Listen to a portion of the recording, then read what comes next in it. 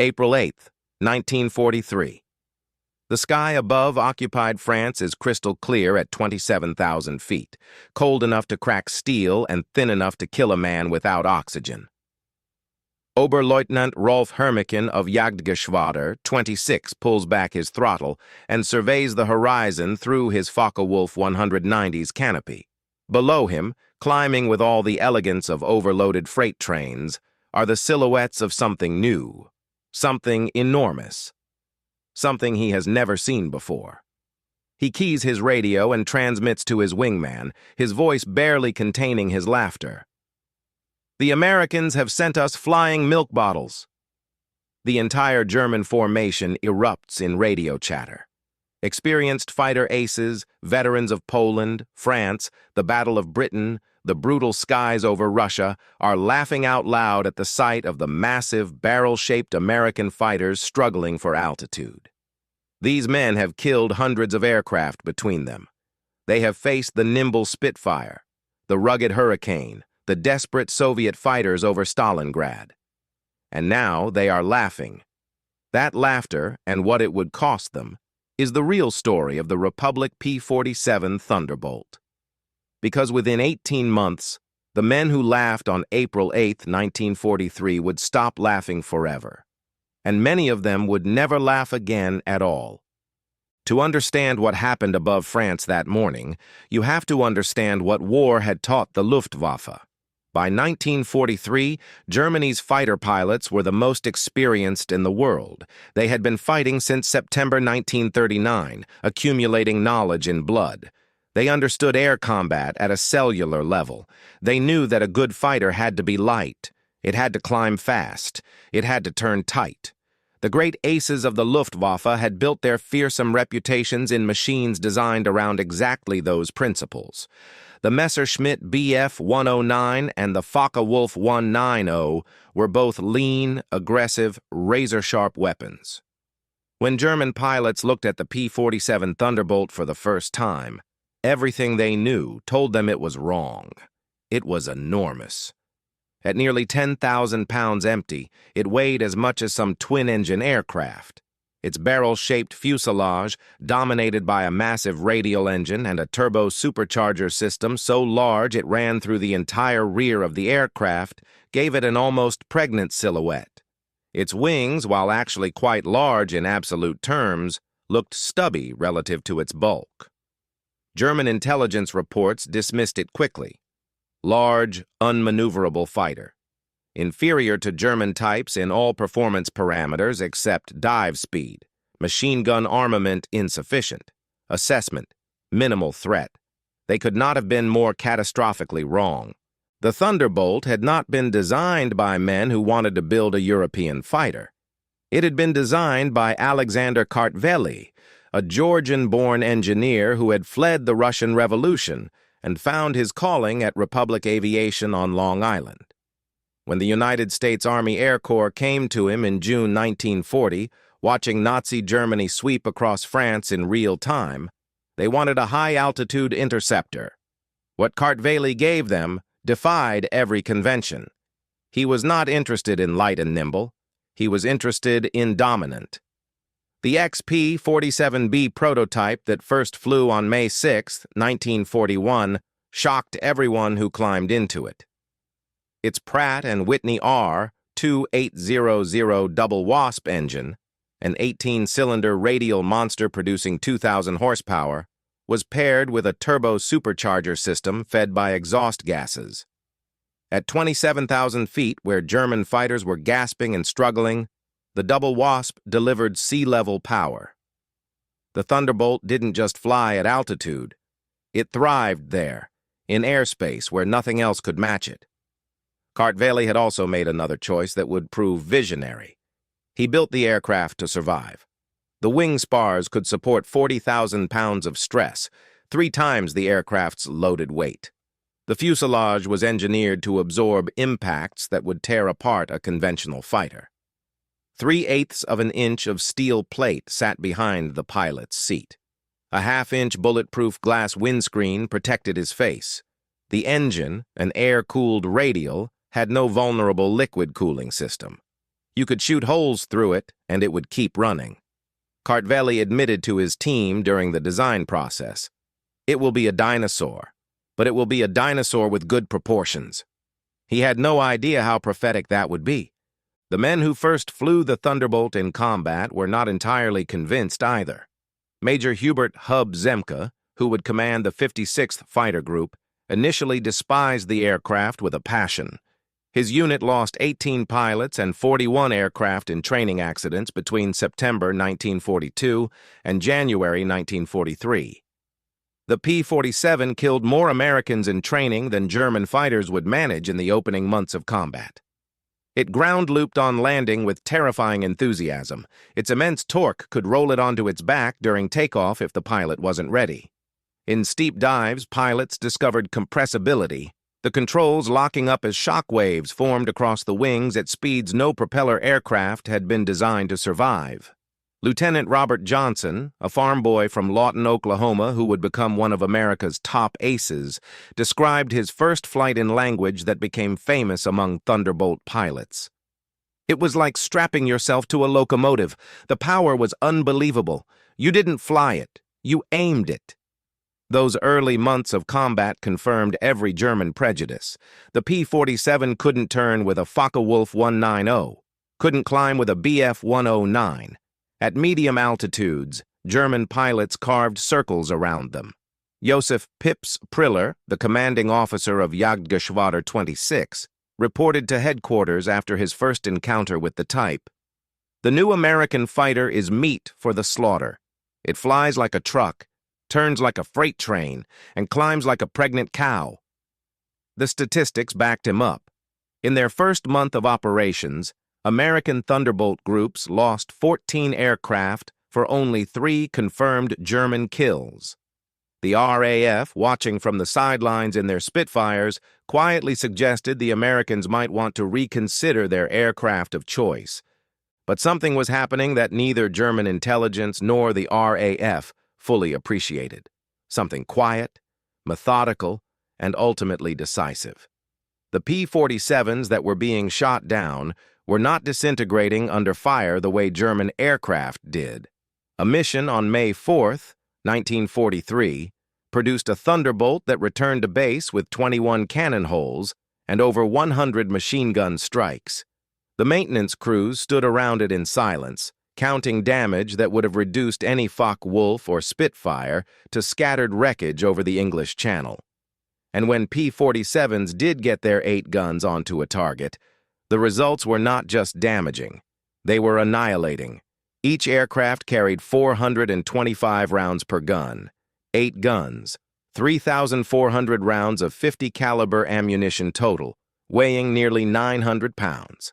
At the convergence point, set typically at 300 yards, all 8 ballistic paths intersected in a zone roughly 6 feet in diameter.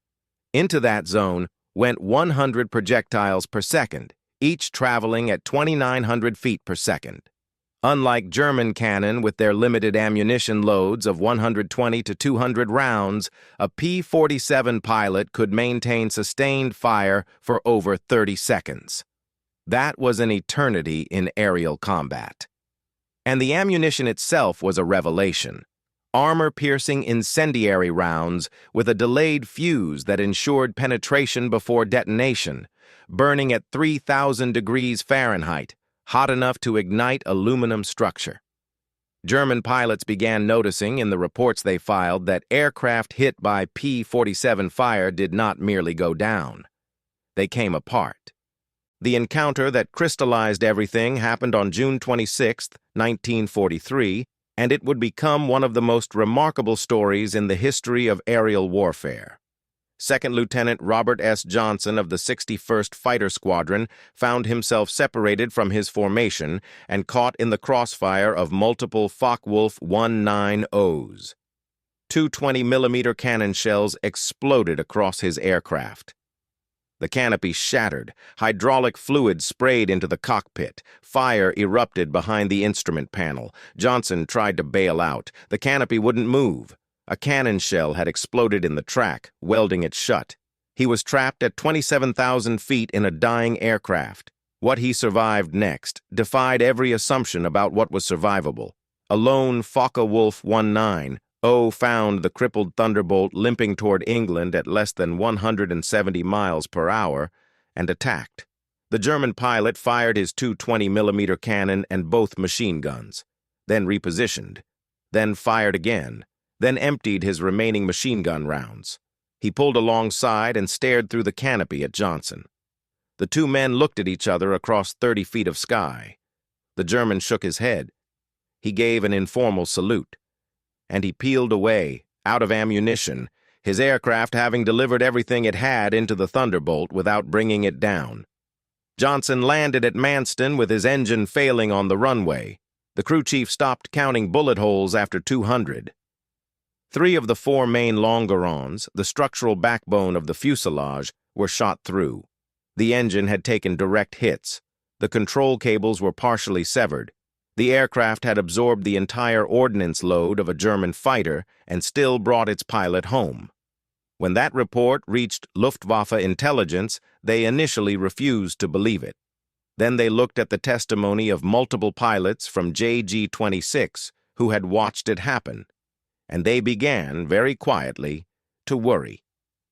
By the late summer of 1943, American pilots were discovering what the Thunderbolt had actually been built for. Lieutenant Colonel Hub Zemke, the same man who had despised the aircraft in training, had worked it out through trial and catastrophic error. His instructions became the Bible of Thunderbolt combat. Do not turn with them. Do not climb with them at low altitude. Use your weight. Use your power. Use your guns. In a dive from 30,000 feet, a Thunderbolt could reach 550 miles per hour, faster than any German fighter could achieve even in a vertical dive. That speed could be converted to altitude in a zoom climb that left pursuing fighters helplessly behind. Captain Walker Bud Mahurin refined this into what became known as boom and zoom tactics. Climb to altitude where German fighters couldn't effectively operate, roll inverted, dive at speeds that made deflection shooting nearly impossible for any defender, open fire at the bottom, and pull back up before anyone could respond. German pilots who survived encounters with these tactics described it in terms that began to sound less like tactical analysis and more like trauma. "They came down like an avalanche," wrote one Luftwaffe veteran. "Faster than we could react. The first pass destroyed 3 of our fighters. Just gone, transformed into burning debris. Their guns didn't fire in bursts like ours. They poured out solid streams of fire. Getting caught in that stream meant instant death." On October 8, 1943, Oberleutnant Hans Philipp, one of Germany's most successful aces with 206 aerial victories, encountered P-47s at 28,000 feet and found his Focke-Wulf 190 sluggish and unresponsive in air that thin.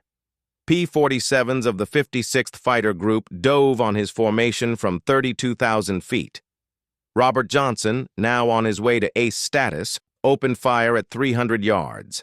The combat report was 4 words. "Enemy aircraft exploded, no parachute." Philippe was dead. 500 combat missions, Eastern Front, Western Front, survived it all. Gone in a 2-second burst from a farm boy from Oklahoma. In January 1944, a new variant arrived in England that would complete the transformation the Germans had feared since June.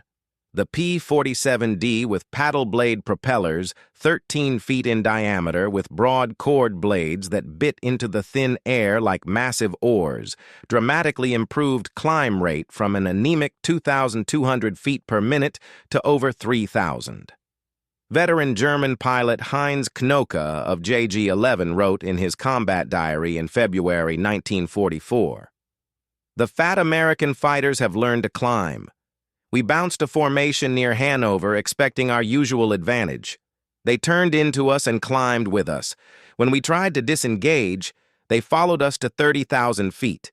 Schmidt was caught and blown apart. Nothing left but smoke and fragments. These are not the same machines we laughed at last year." The paddle blade propellers changed something else too. The sound. The blade tips reached supersonic speeds, creating a distinctive thunder that could be heard from miles away. German ground troops learned to identify it by ear alone, a deep, threatening rumble that traveled ahead of the aircraft like a warning. They gave it a name, Donnerschlag, thunderclap. By March 1944, Thunderbolts equipped with external fuel tanks could escort bombers over 600 miles into Germany.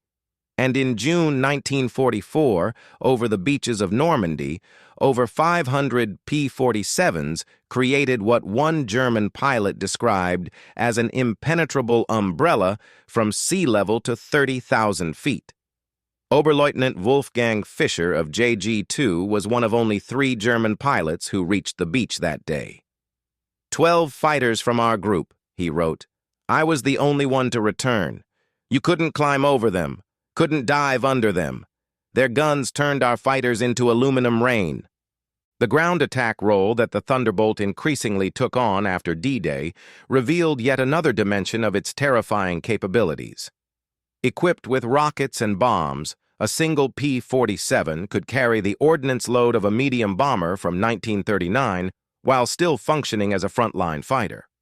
The D-25 variant carried 2,000-pound bombs under the wings and a 500-pounder under the fuselage, plus 10 5-inch rockets, equivalent to a battery of 105mm artillery shells.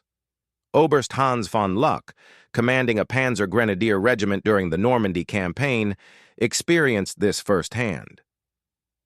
They came in low, so low you could see the pilots' faces. The sound was terrifying.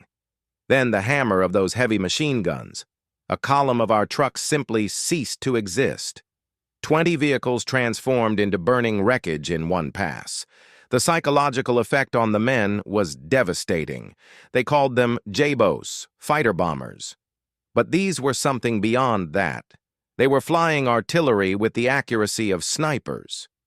In June 1944 alone, 9th Air Force Thunderbolts destroyed 651 locomotives, 3,847 trucks, 512 tanks and armored vehicles, and over 4,000 horse-drawn vehicles. The Wehrmacht was forced underground, moving only at night, severely hampering their ability to respond to Allied advances.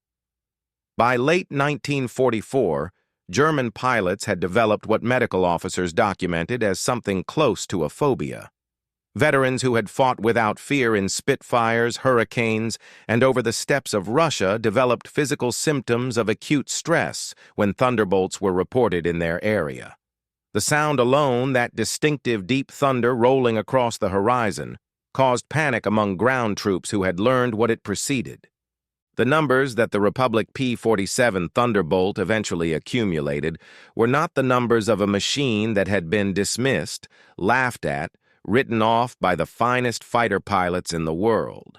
They were the numbers of a weapon that had systematically dismantled an air force. 3,752 German aircraft destroyed in aerial combat. 3,315 destroyed on the ground, 9,000 locomotives, 86,000 railway cars, 6,000 armored fighting vehicles, 68,000 trucks, a kill ratio of 4.6 to 1 in aerial combat while maintaining the lowest loss rate of any Allied fighter bomber. Republic Aviation produced 15,683 Thunderbolts during the war, more than any other American fighter. At peak production, the Farmingdale factory on Long Island completed 1 aircraft every single hour, around the clock, 7 days a week.